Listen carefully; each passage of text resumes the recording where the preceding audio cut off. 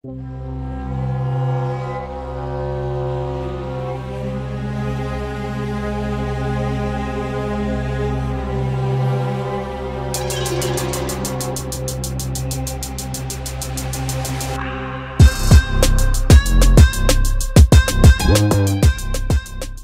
po sa inyo lahat, isang mapagpalang araw mga kapatid, mga kaibigan. And another kaalaman na naman po ang nais kong i-share sa inyo lahat. Ito, may Sony Vario tayo dito.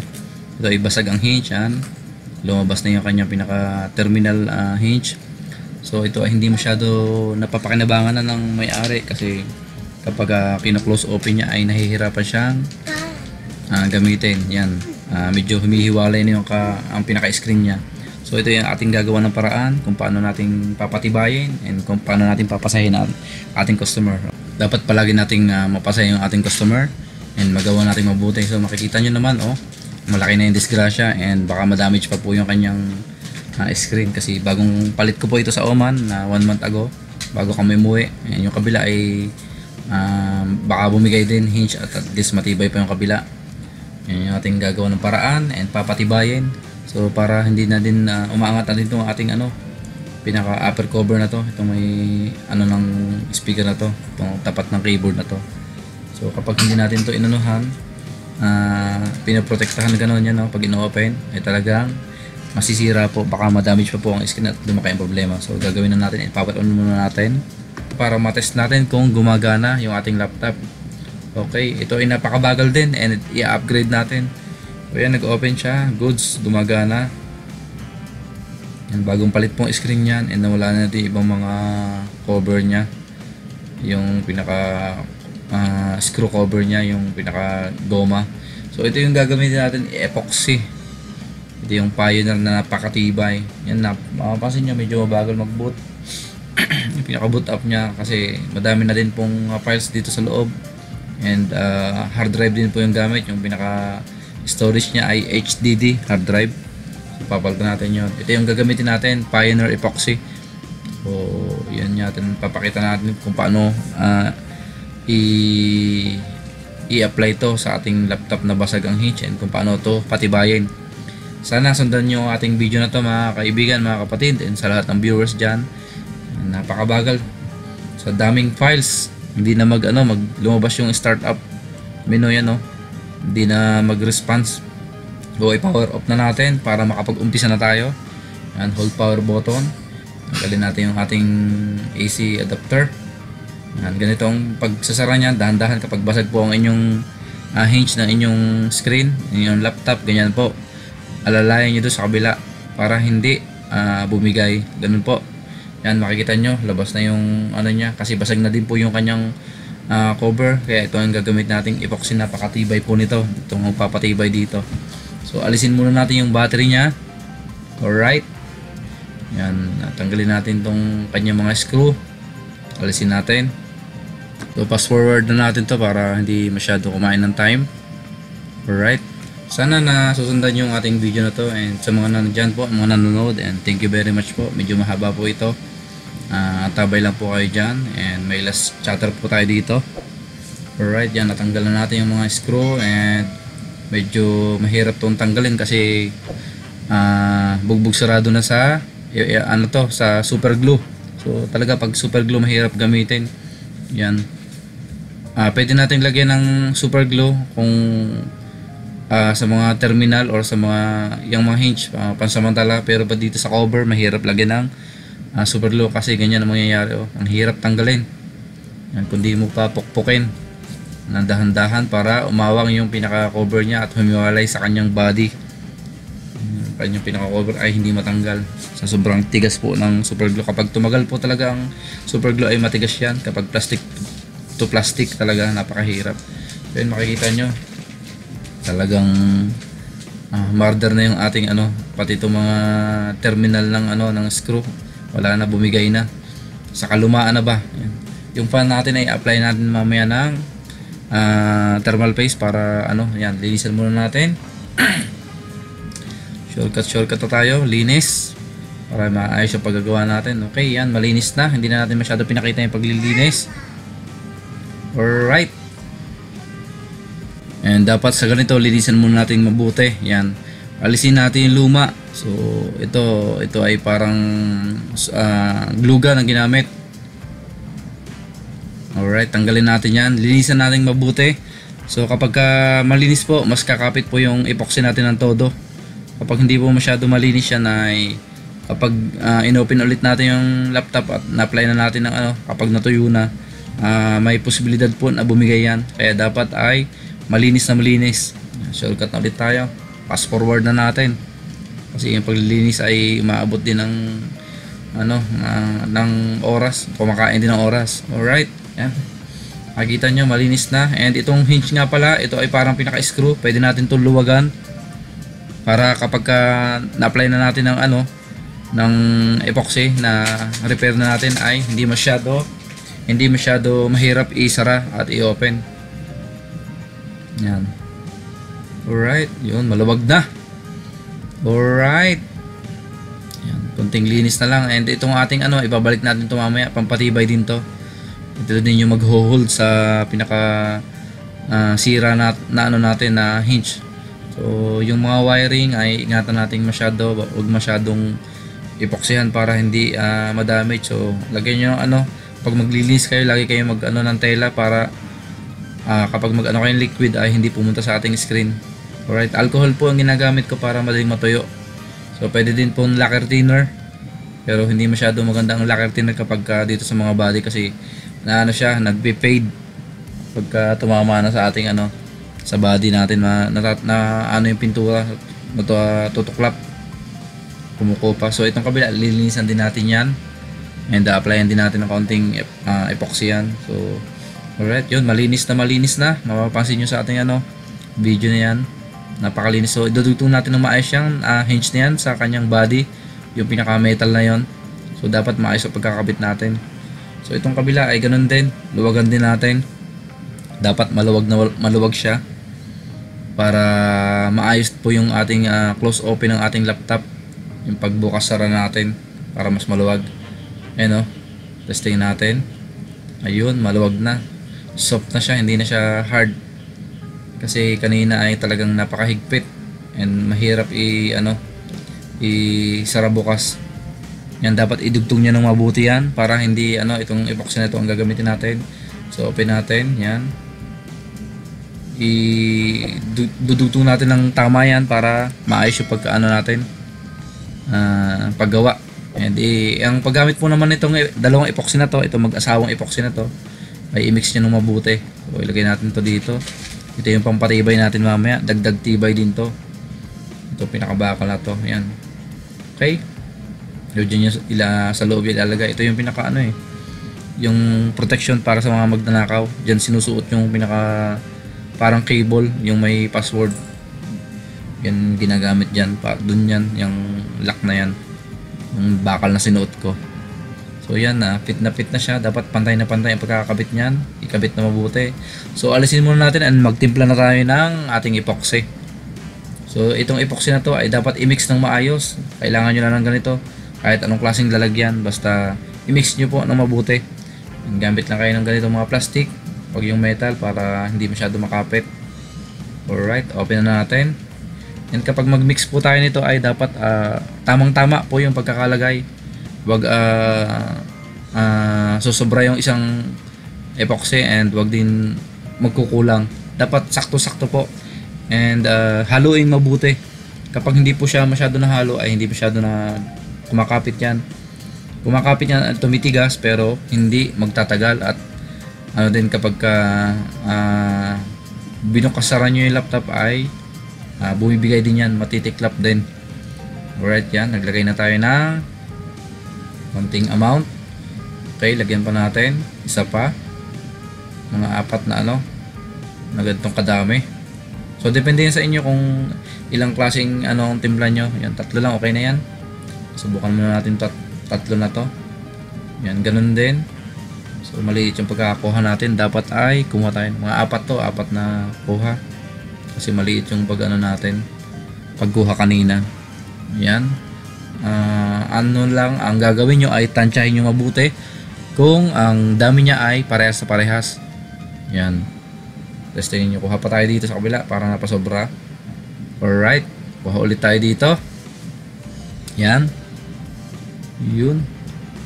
So ilalagay natin ito lahat doon. So kung may matira man ay ilagay natin doon sa kabila. Alright. Inuubo na tayo. Close na natin to. And para mahalo natin ito mabuti. So ang pagmimix nito ay dapat mga at least 2 minutes po ang paghalo. Mix natin mabuti. Sara natin and lagay muna natin sa gilid. And haluin natin tong mabuti. And para ma-i-apply na natin to. Alright, halo lang. Halo. Halo ng halo. Parang naghahalo pa tayo ng ng niluluto natin sa kusina. Yan lang. Ano lang yan, mix po lang ng mabuti. Palaging tatandaan. Kung gagamit po kayo ng epoxy, yan, halo lang mabuti. Hintayin nyo parang kulay gatas na ganyan, oh. Parang pumuputi na siya. Talagang mix na po yan. Alright, halo pa. Kapag ka mix na po yan, ay talagang maganda na pong i-apply yan. And dapat po kung ganitong ang epoxy natin ay iwanan natin ng kapag na-apply natin, iwanan natin ng mga 10 oras kahit kinabukasan natin galawin para mas matibay. Alright, i-apply na natin. So dahan-dahan tayo mag-apply. Yan, tansyahin lang natin. Yung kumakalat ay alisin natin. Dapat lagi tayo may basahan na katabi or tissue. Patong natin tong pinakalak na to. Pang dagdag po ng tibay to. At medyo mahaba yung ating video, parang 20 minutes ata to. Hindi ko alam, 19 or 20 minutes. Hindi ko na matandaan. Alright, yun. And patungan pa natin dito sa ibabaw. And ingatan po natin magdikit yung mga plastic para hindi tayo mahirapan i-close open yung ating screen. Yan, para sakto-sakto yung gawa natin sa hinge. So ang cover po nito ay basag na. Kaya makikita po ang epoxy nito sa labas. Ito naman ay pang bahay lang. Isa lang dinadala sa school. So lagyan din natin itong ilalim ng metal na to para matibay din talaga. Ito po din kasi yung magkakapit do sa kabilang metal ng galing hinge. Yung dito sa bakal na nilagay natin itong metal na to. Right, ipatong na natin. Ayun. Yan, idiin natin. And kung kinakailangan ay i-hold natin to ng ng mga ilang minuto para medyo kumapit habang hindi pa tumitigas. So yan, ilagay na natin lahat to. Ubusin na natin. Kasi ito naman ay kahit sumobra ay ang cover naman ng kabila ng laptop ng cover yung back cover ay basag na. So kahit damihan mo dito para mas matibay. So para hindi na paulit-ulit ang repair. So saka na lang bibili tayo ng kapag ka nag-request ng ating mga customer kung gustong palitan ng hinge at ng ating back cover tsaka yung upper case. Alright, and gagamitin natin ito mamaya ng tubig. Yung pong tubig, ginagamit natin yung pinakakunting tubig, amount ng tubig ay yun yung para hindi kumapit sa daliri natin and para kuminis yung ating pinag-epoxyhan. Ganon din po ang ginagawa sa mga bangka. Dito, testingin natin yung cover. So makikita nyo yung cover ay damaged na po. So kahit ipatong natin yan, hindi na didikit. And sakto lang po yung sa DVD natin. DVD yung may awang na to. Dito natin ilalagay yung DVD natin. So sakto lang yung gawa natin. So dapat palaging sinusukat para hindi tayo magsobra at magkulang. Alright. Yun, ubusin na natin to. Yan, dito tayo sa bandang gilid para hindi natin malagyan ng epoxy yung ating hinge bracket, yung pinaka may screw nya. Ayun.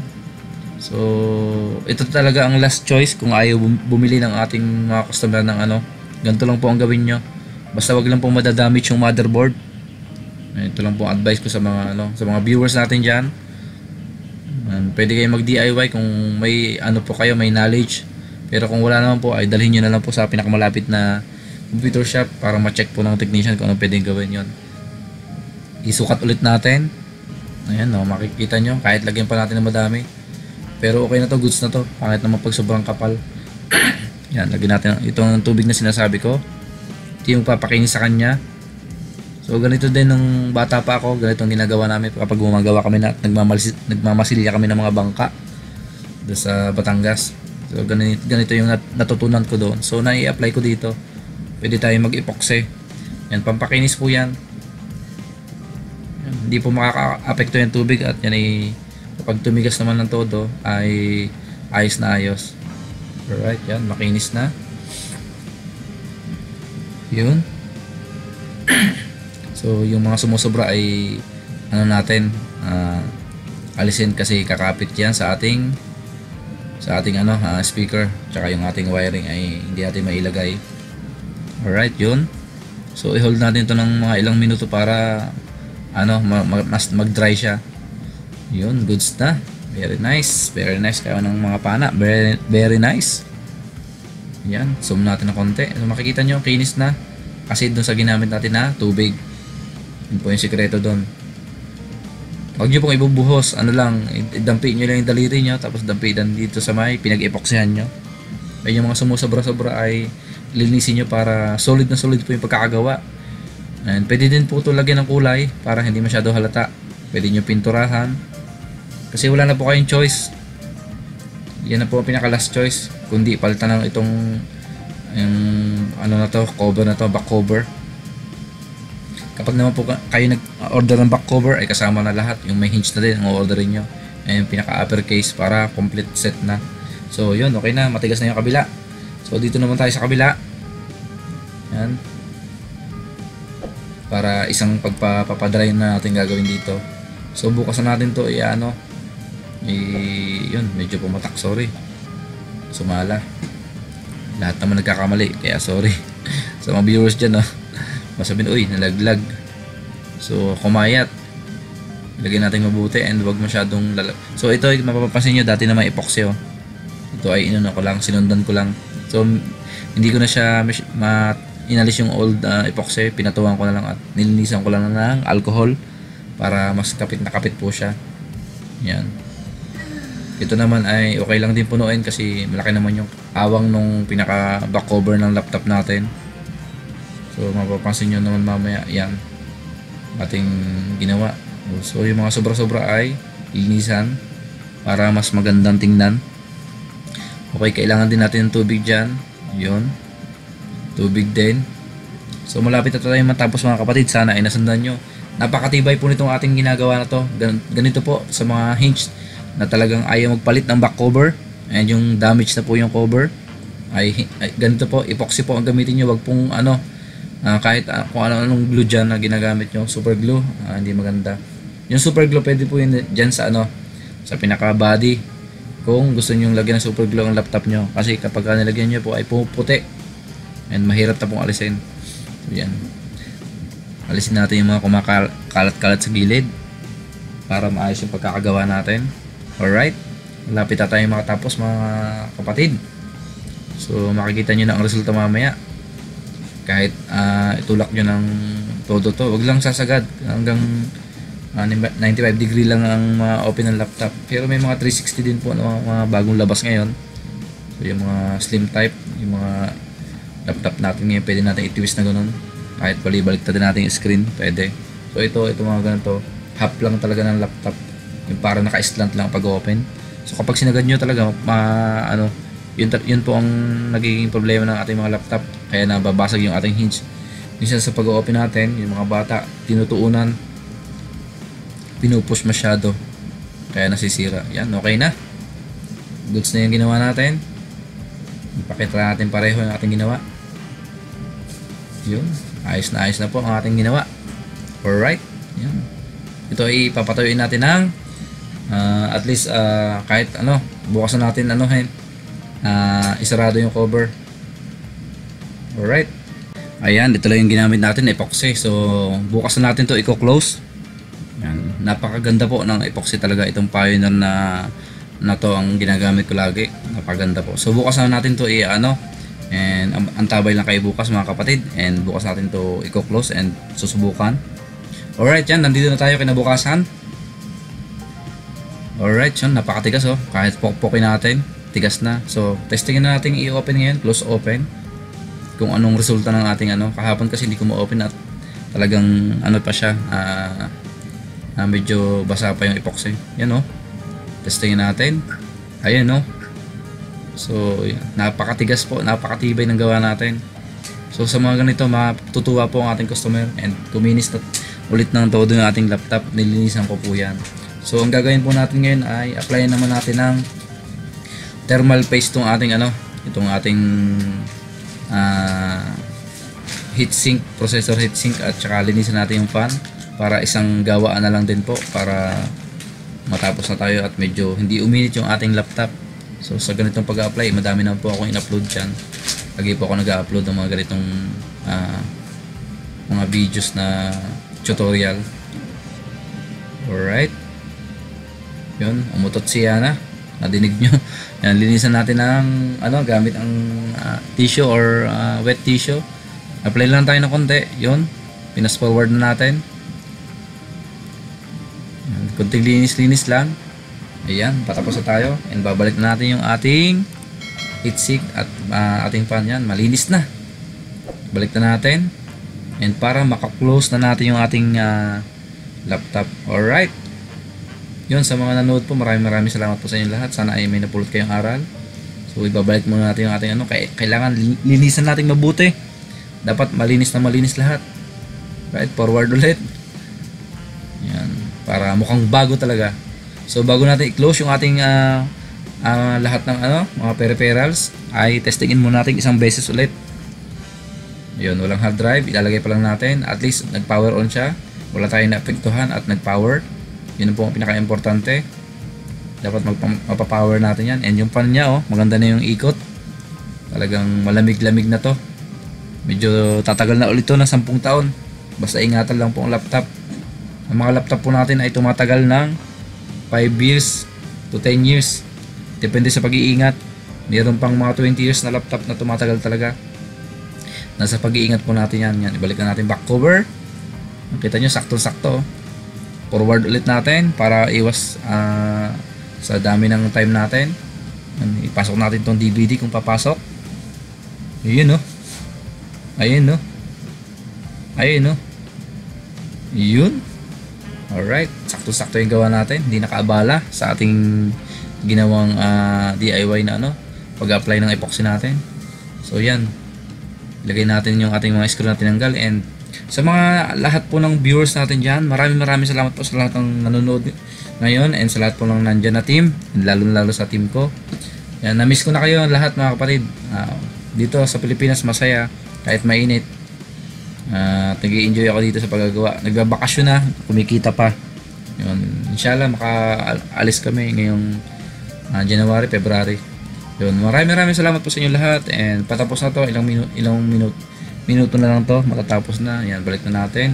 And sa sunod po na video ko ay mag-upload po tayo ng how to upgrade ito. Ito din laptop na to, susundan ko na to para magkasunod ang video natin. Yan, sana po may napulot kayong aral dito mga kapatid, mga kaibigan. And to all viewers out there, thank you very much sa walang sawang pag-support. Sa mga hindi po nakakalimot sa aking channel, sa lahat ng hindi nakakalimot sa pagdalaw, kahit hindi ako masyado nakaka-support sa inyo, silip-silip lang, alam niyo naman na napakahina ng aking internet. And maraming salamat po. And alam niyo na po kung sino-sino kayo dyan. And super appreciate po. And sa lahat po ng members na nag-renew, hindi man nag-renew, maraming salamat sa inyo lahat. Wala po akong masabi, and kulang ang pasasalamat, salitang pasasalamat sa inyo. And maraming salamat po. Yan, power on natin, and nag-open na. Yun, testingin ulit natin isang beses. Alright, kahit sunod-sunod natin ang close open, napakatibay na po. Yun, success yung ating ginawa, and solid na solid, napakaganda. And sana may napulot kayong aral sa ating video na ginawa na to. And tandaan palagi, linisin mabuti bago ibalik sa customer para maging masaya. Kailangan laging masaya ang ating customer sa lahat na ating mga ginagawa. Okay? And Kuya Ice, Tamerlin, salamat sa inyong mag-asawa. Kayo lagi nandyan para sa akin. Thank you sa aking asawa din. Salamat sa aking lahat pamilya. Thank you din. Kahit medyo nagkakaroon tayo ng problema, ay nalalampasan muna natin. Okay, ito may may last chatter tayo mga kapatid. Ito ay 3 tao. Ang isa ay 300 pesos at ang isa ay 100, or gawin natin 200. Yan, enjoy po sa lahat ng nandito ngayon, and good luck po sa mga sasali and mananalo. Ay congrats po in advance, and maraming salamat ulit once again, and thank you, and God bless you all. Masarap dito sa Pinas, alam niyo naman, nandito ako sa Pinas, and huwag kayong magsasawang manood sa aking video na i-upload, and alam ko naman nandiyan kayo, at para sa inyo lahat itong video na ginagawa ko. Ayun, and goods na. And bye-bye, paalam, and see you po sa aking next vlog. Bye-bye! God bless you all! Bye-bye!